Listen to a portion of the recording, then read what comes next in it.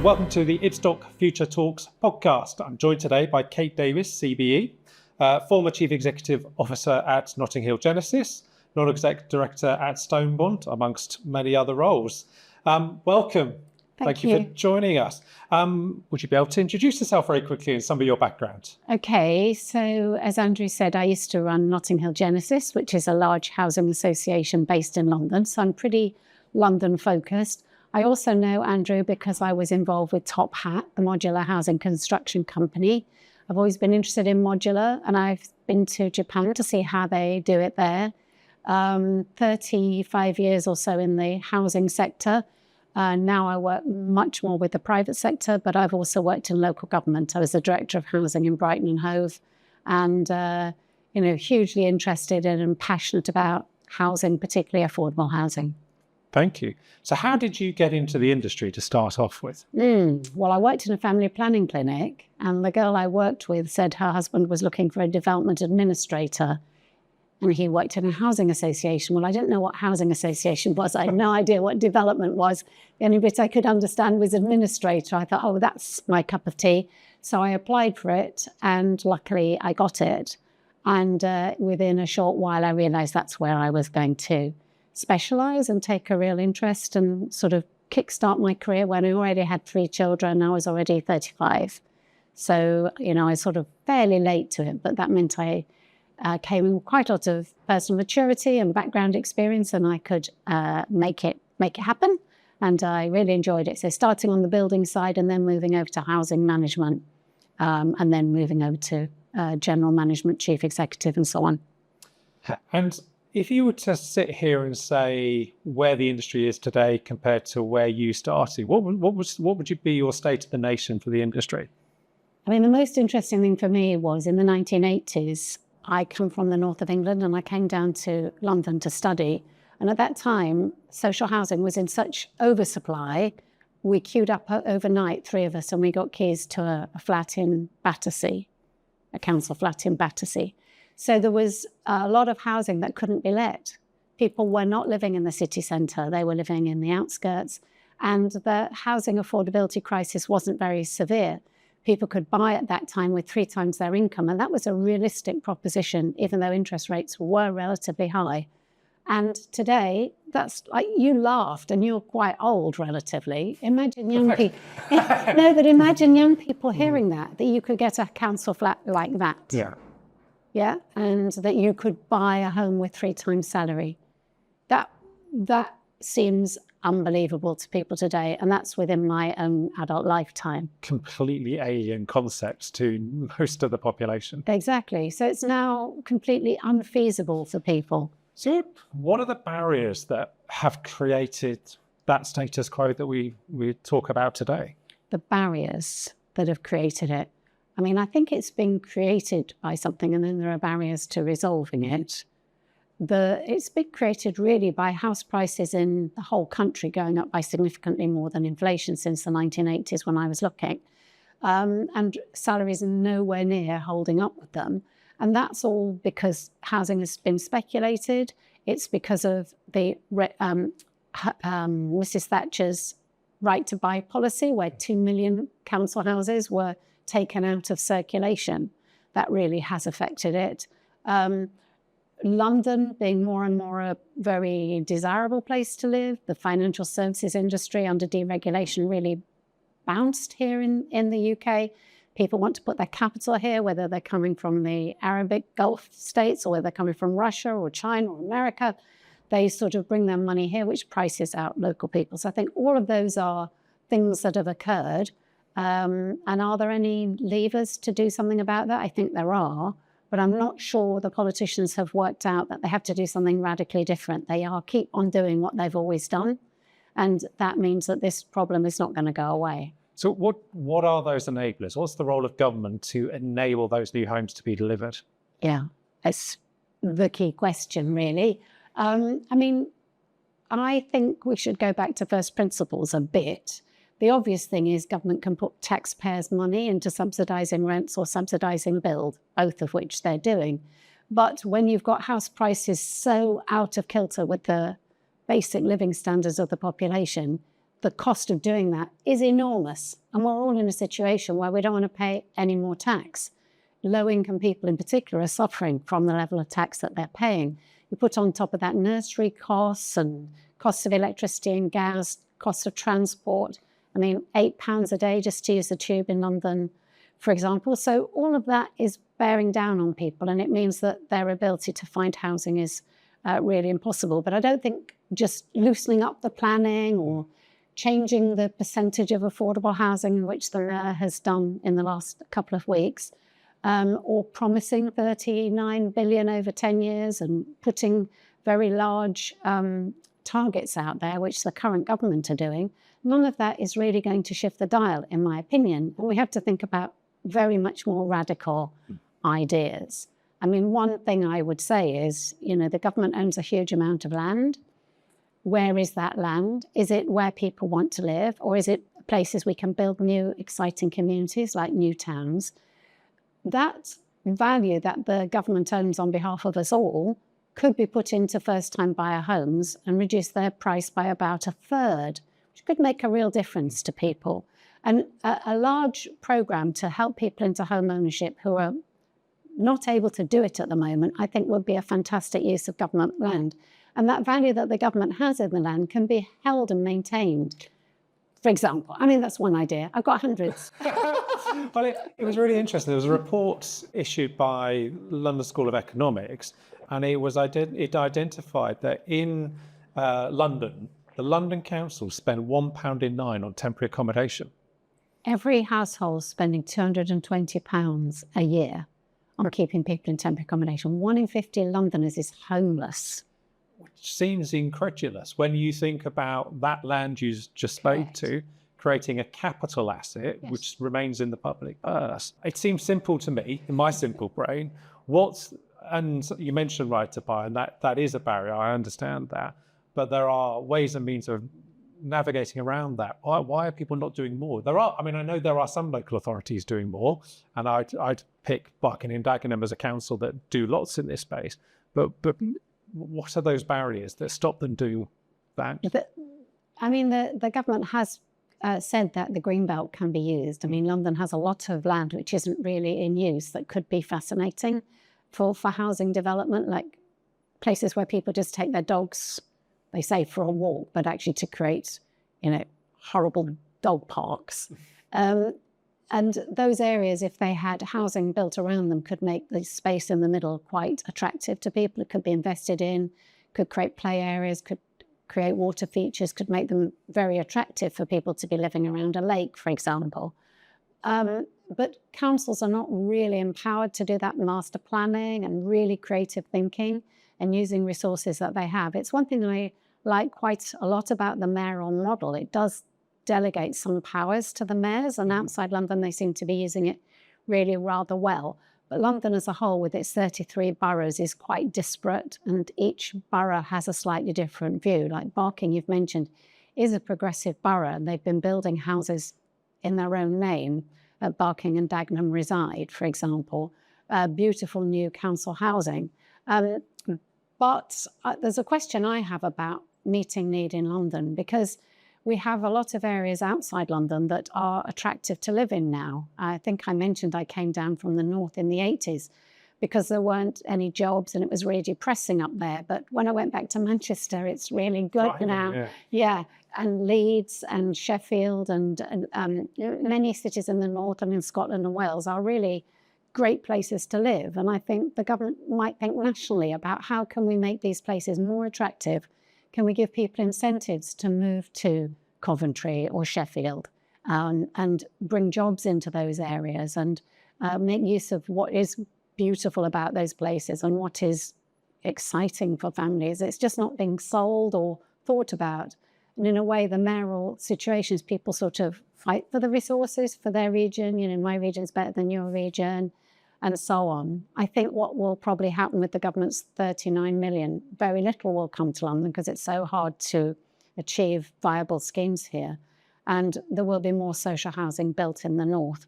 And one of the issues that they have in Barking and Dagenham, for example, is that they have got a low council tax base because they have so much social housing. They don't have enough middle-class people, people setting up businesses and so on, coming to the borough.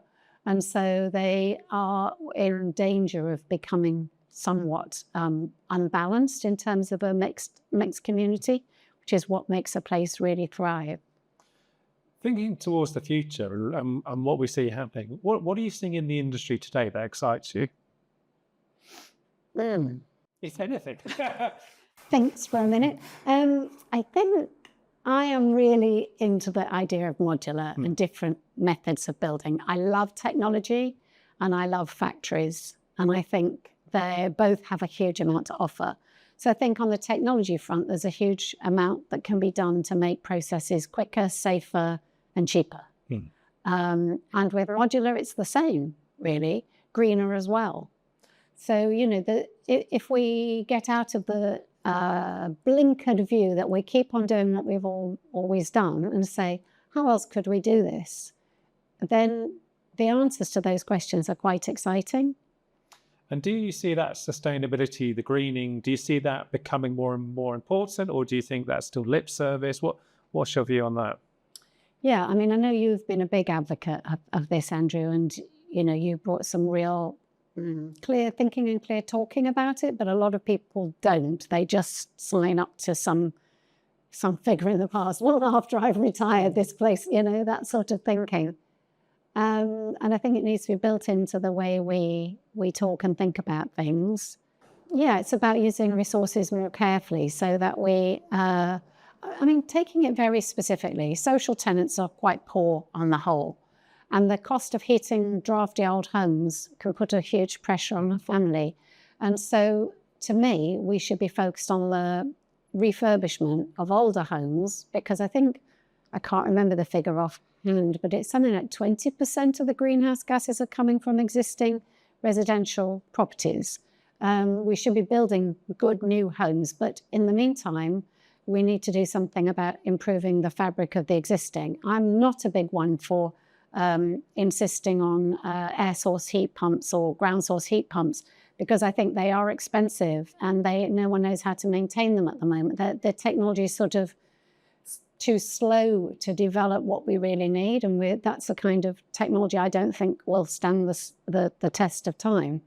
Really effective gas boilers are much cheaper and easier for people to use and maintain.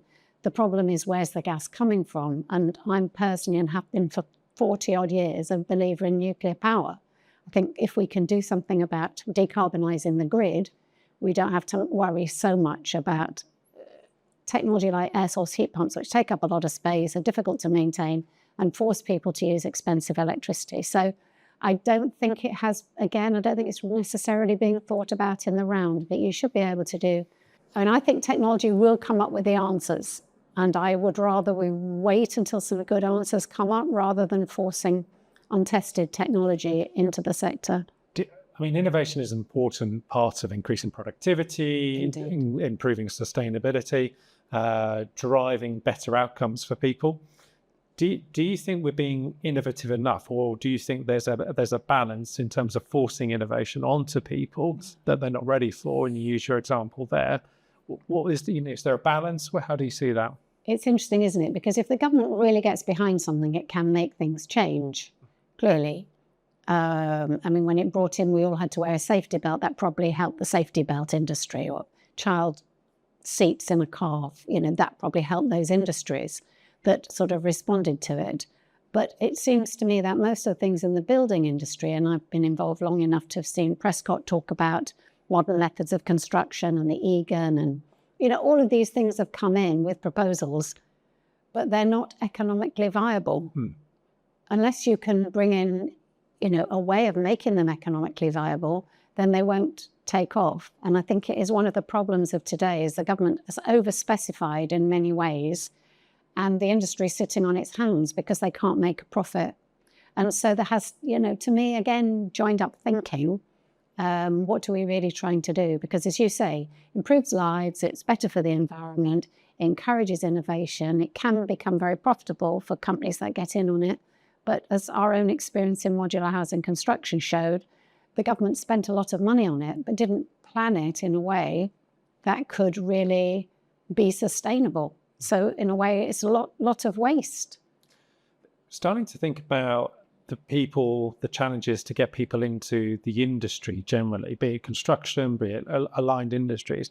How do we raise the profile? How do we get more people into the industry and create that awareness of what it can be? And as you know, like bricklayers are getting older and older, and the ability to bring very good work people in from Eastern Europe or Europe in general is very constrained now. So there is an issue of labour and of skills that's very real. Again, if we look at it in the round, is getting people on media study courses a long way from home the way we should be going forward. I think the fact that student loans are going to be much more expensive in the future is forcing people to think, is this something that's sustainable for my children or them to pay back over their lifetime? I think we need much more in the way of apprenticeships, engineering degrees that have a high level of actual engagement with work, and the same with the construction industry. These are vital to the future of the country. Same with technology and the sort of maths and STEM subjects. All of that should be being promoted. And I'd quite like an industrial strategy where the country says, what we're going to excel in is technology, innovative building methods, the ability to build cheap, affordable homes for people. There's lots of things we can do. Great universities. We don't, unfortunately, need the number we've got. Yeah. Fewer academic degrees and more useful degrees. I'm sure you've found bringing some people in straight from university, they don't necessarily have the skills that you actually need at work. We find we bring lots of apprentices into our business every year, and over a period of time, they become wonderful contributors to the business because they have that deep technical knowledge. And actually, they partnership with colleges, with universities as they're on day release. And after 5 or 6 years, they have a wonderful bank of experience, both technical, theoretical, and their contribution to Ibstock's fantastic. So personally, big fan of those. That's and I would advocate young people to really explore those opportunities. What advice did you give to your children, grandchildren? What was your guidance? One in social housing and one in technology. He sits at home coding all day. I think it's like the world's most boring job, working for crypto.com. I mean, he knows where the money is. But I mean, I admire him, but I don't love what he does. And then the other one works for TfL. So there's two in the sort of semi-public sector. One didn't go to university. He's the best off. He went straight into sort of IT stuff. He'd done a lot of playing with computers in his bedroom rather than go to school. But at 18, he was able to get jobs. But the grandchildren are the ones who've got the life plan. I've got one 14-year-old who's decided he's going to take an apprenticeship with British BAE systems. He's found he can buy a house in Cumbria or Barrow, for like 50 grand or something, which he thinks is affordable. He's got his life planned out. Build the next range of nuclear power submarines for Australia and UK. He's interested in that kind of thing. You mentioned one of your children was working for a housing association. What should housing associations and local authorities be doing today? What's the change in role that they should be adopting? I think today they're in a defensive position and they need to be very risk off because it's very hard for them to make money from doing the commercial activities that they used to do to subsidise the social housing. They are being obliged to fix the older stock, which needs to be done, but it's terribly expensive and it's being done according to a government politicised agenda rather than a surveyor-led or tenant-led approach. I mean, tenants know what they want and surveyors look at buildings, but the government has a political agenda. They are spending a lot of money on rectifying long-standing problems in the stock. What should they be doing? They probably have to do that. They're regulated. They have to respond to the government's agenda. But what I would like them to be doing is building new homes and also upgrading the existing according to the desires of the people who live there. I don't think the people who live there have enough say in what is done to the homes. Over the years of working in Brighton, London, any favourite projects, any ones that sort of stand out to you? I think it's always great to go and see a brand newly built scheme. You know, it always gives you a sense of we're changing the local environment, we're changing lives, we're changing the design, we're learning from the past, working with architects, builders. It's really interesting and exciting. So I'd say every single project I've done that with has been great. But like on a personal level, for me, it's been finding really great people. I mean, you were talking about your apprentices, how they've really developed with the company. That's where I get more personal satisfaction. And what are your thoughts on the state of the housing market? I mean, London, you're starting to see prices come off the ball, but affordability Correct. still unbelievable. But what's your take on it? I think house prices will decline. I mean, prime central London, they've been going down for 2, 3, 4 years now, maybe more. And central London is the last year or two has gone down. Question how long till the suburbs start to go down. I think people are quite shocked at when they try and sell their house. And at one level, if you're already on the housing ladder, you know, you can usually, a decline in house prices benefits people who are trading up. So they probably won't mind, but it does mean then any new build you're doing compared to the existing stock is too expensive for people. You know, if we see a 5% decline in the second-hand market, it will be difficult for the private new build market to sustain their margins, which are already hugely under pressure, as you correctly indicated right at the beginning.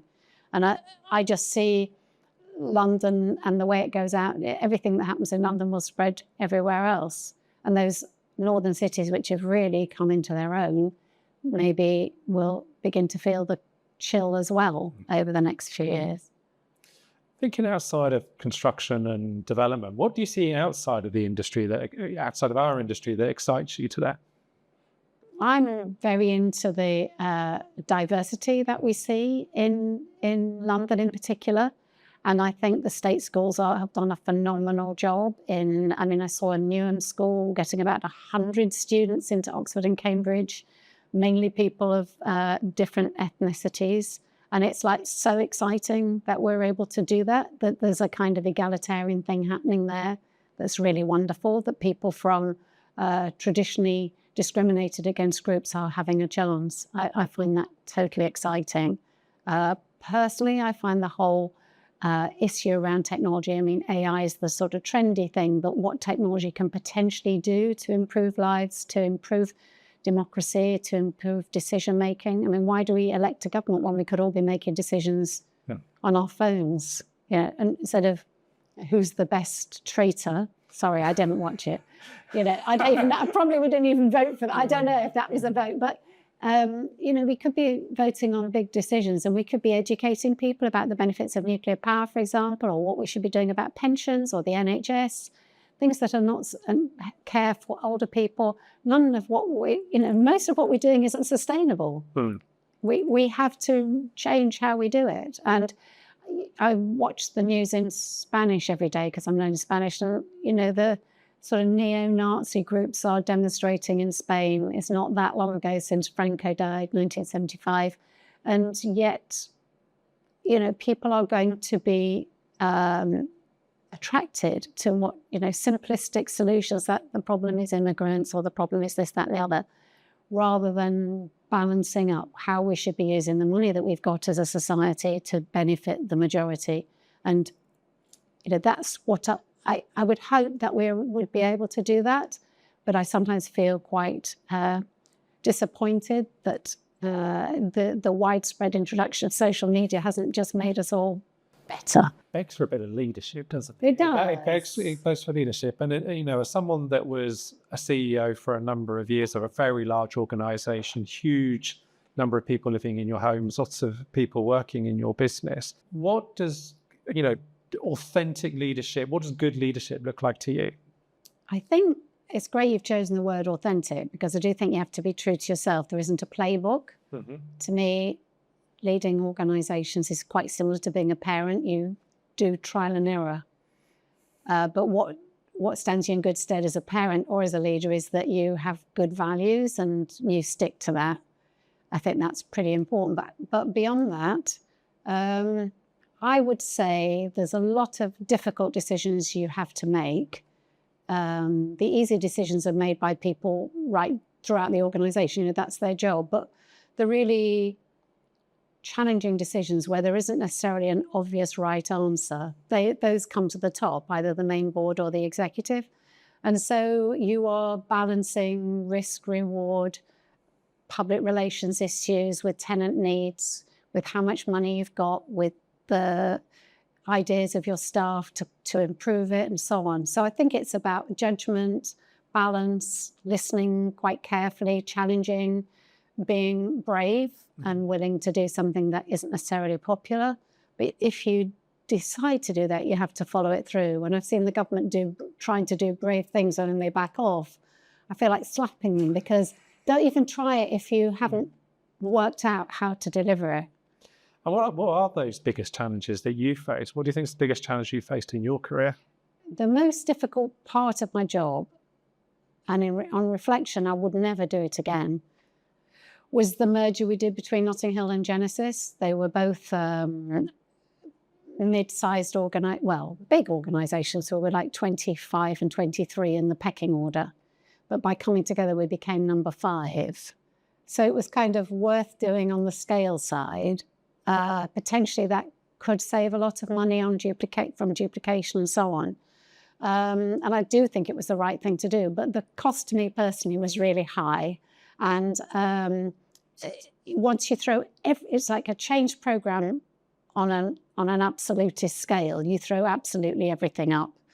Who's got what job? What's these departments going to look like? What's the offer to tenants? What's going to happen to regulation? Everything is changed, and you have to hold that organisation together with so much confusion, unhappiness, not feeling safe, not being sure, don't know who I can trust. All of that is happening at once. I found that a really difficult process to manage. Not so much the process is a process. Managing the people and the culture change, it was really, really tough. On top of that, obviously, there's financial problems and the market and the economy, the cost of money. All of these are challenging, but personally, that was my biggest challenge. Was it the volume of decisions you were making? Was it the volume of change? Change is never easy. It's the emotional impact of the change on just about everybody, however good they were. And also, you're doing this process, you still have to keep delivering the service to tenants. You still have to build the homes. 100% of the work must carry on because everyone's expecting you to fall over. And then there's another, I would say, the same again on top to make the change. And the board, who's been told one reason to do this is save money, before the 2-year project was over, they're going, you haven't shown us any savings yet. And I said, well, I didn't promise them in year 1. But they're like, well, why did we do this? And it's, you're kind of beaten up on every front. On a final note, what excites you about UK construction at the moment? What's giving you hope? Well, at one level, when I first started in housing and I'd go around a building site, they were invariably dirty. There were invariably pictures of naked women. There was no woman's toilet. And if you went in the men's toilet, it was quite frankly a disgrace. It was, there weren't defined areas to walk. There was materials all over the place. So one very obvious thing is building sites are pretty impressive now. Much tidier, cleaner, well organised, with data being used, health and safety being quite a high priority, the actual build quality being much more important, the whole recording of the process, where the product comes from, what batch it is, and so on. All of that is, to some extent, digitised and much better. So that fills me with a bit of hope. On the other hand, we are just, the government just asks for more and more things that affect this process without going back to first principles and said, is this sustainable? Does this make sense? Does it actually contribute to what we're trying to do as a country? And, just asking everybody to tick more and more boxes gets to a stage where they go, I'm not going to do it anymore. You used to be able to make quite a lot of money from building which meant people were prepared to be patient and take a risk and work with the social housing sector, work with politicians. But when they can't make the returns that they expect on that level of risk, nothing gets built. So I'm pessimistic about it from that point of view. Something will have to give at some point, and you do get to the burning platform. I think we're there. We just don't have enough homes for people, and they're not being built on the numbers that we need. So it does need to change. Something serious needs to change. But I obviously have great sort of belief and hope in humanity to come up with solutions to problems. We always manage to. And, you can see lots and lots of things that are fantastic, like cures for diseases that have killed people over many years, opportunities to build fantastically beautiful buildings. I go to the Sagrada Familia quite often. And, there's Gaudi's original drawings from over 100 years ago and some maquettes that got burnt in a fire. But they're using technology to design the most unbelievable, stunning development to that original design. Things that are happening in the world of design is exciting. New products, new ways of designing, opportunities to make cheaper and more accessible things that have been, in the Victorian time, labour was cheap and materials were expensive. So you have quite fancy facades. That's the other way around for us. But with technology, we should be able to get cheaper materials and cheaper processes so that everybody can have beautiful housing, not just little boxes. When I see some of the design from the modern house building industry, I am a bit dismayed how banal it is and hasn't really developed since the 1930s in terms of modern looking, nice looking. On that note, Kate Davies CBE, thank you very much for joining me today. Thank you very much, Andrew. It's lovely to talk to you.